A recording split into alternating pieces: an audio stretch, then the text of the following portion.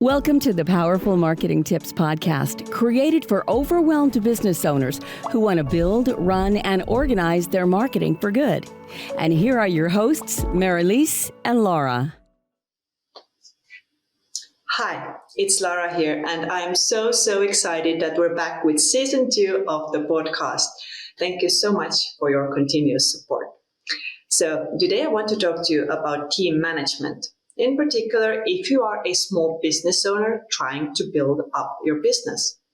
Of course, I can only speak from my own experience, but having been on both sides of the table, so starting as an assistant working for an employer, and now as an employer trying to make the team work, I can say that the biggest issue always lies in communication, or shall I say miscommunication. So I started my career as an assistant, and I remember back then there were times when I felt disappointed, not understood, unfairly compensated, left alone with my work issues, and so on. And to me, at the time, it seemed like an employer's life is way easier.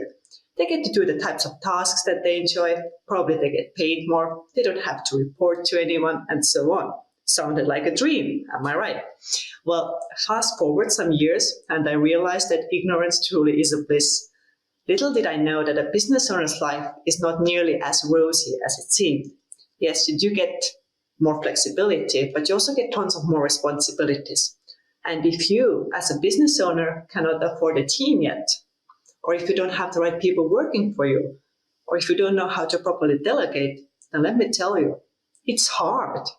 Because at the end of the day, you are solely responsible for the results that either you or your team produces. In the beginning, when we just started with our current business, Powerful Marketers, I was quite hesitant about hiring employees. Back then, I just thought it's way easier for me to do all the tasks that I was doing. And I did a good job with them, so why would I now go through the trouble of hiring someone, onboarding them, training them, and so on? It sounded like a huge time investment. And of course, it is a financial cost as well, especially if you're just starting out and your revenue streams are kind of fluctuating from month to month. And I'm not going to lie, it was difficult, but it was 100% necessary. It was a struggle for the first month. I felt like it took so much time from me to explain everything. And even then, I didn't get the result that I was looking for. And I felt the need to go in, fix things, do them my way. But with each feedback that I gave, I started to notice tiny improvements. Soon, I didn't need to explain as much, and the end result was closer and closer to what I expected.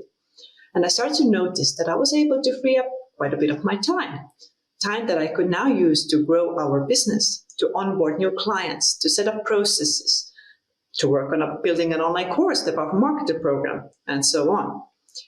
So why am I telling you this? Well, hiring people is difficult. Your responsibilities will grow even further because you now have to ensure that you are able to also pay their salary and that the level of work that they create is a great reflection of your business and your values. But if you have a great team, then nothing beats it, and it is 100% worth it. Finding the right team members is difficult. But our principle at Powerful Marketers has always been that your previous experience working in a similar position is not as important as having the right attitude and mindset. You can teach new skills, learn terminology, new techniques, but you can't change someone's personality, their work ethic, their attitude towards life, and so on. So make sure you surround yourself with people who have a positive attitude, who are curious about the value that they create, not just the paycheck that they receive, who come to work with a sparkle in their eyes as they understand that the work they do is not only a responsibility, but also an opportunity for growth. I started as an assistant, then moved on to become a marketing special, then to a project manager, and then was invited by my back then employers to start a new business together.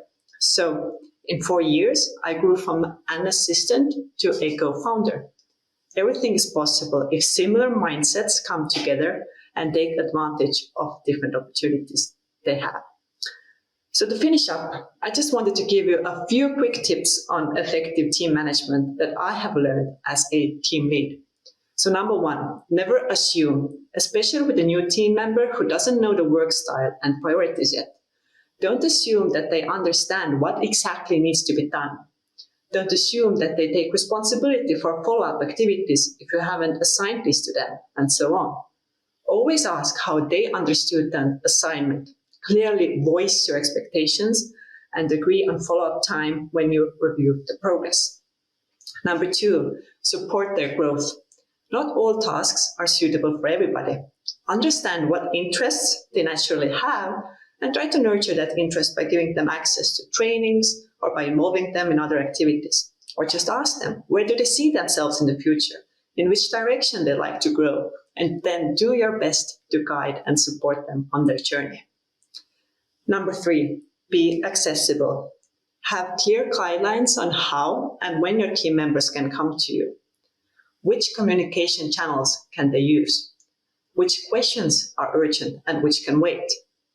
I also encourage you to set up regular follow-up times. For example, in our team, we have a quick 15-minute meeting each morning where every team member shares what they did yesterday, what are the most important things they're going to do today, and if there's something that they need help with in order to execute their tasks on top level. Next up, ask for help. You don't have to have all the answers. If a team member comes to you with a concern about something and you just don't know the answer, be honest and say that you would like their input to better understand the situation. Let's discuss this together.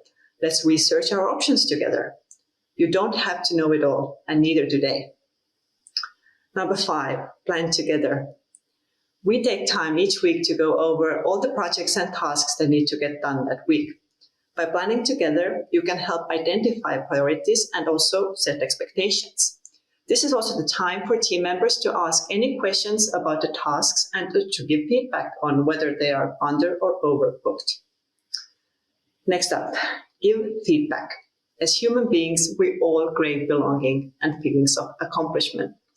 So take time at least each month for a one-to-one to look back on the previous month, to give praise where it's due, to give support and guidance, and to set up goals for the next month together. So to wrap it all up, as an employer, don't forget that you are responsible for your team and the results that they create. If you're unhappy, then first start by looking at yourself and your leadership style. Is there a way for you to better support and guide your team? Give your team members the tools and guidelines they need to perform at their best. All right, that's it for today. Thank you so much for tuning in, and I wish you all the best. Bye. Well, that's all we've got for this episode of the Powerful Marketing Tips podcast. But make sure to link up with us at our free monthly international mastermind event. Just go to powerful-marketers.com/mastermind. We would really appreciate it if you would rate this podcast and leave a comment wherever you tune in to listen. That will help us and other potential new listeners. Until next time.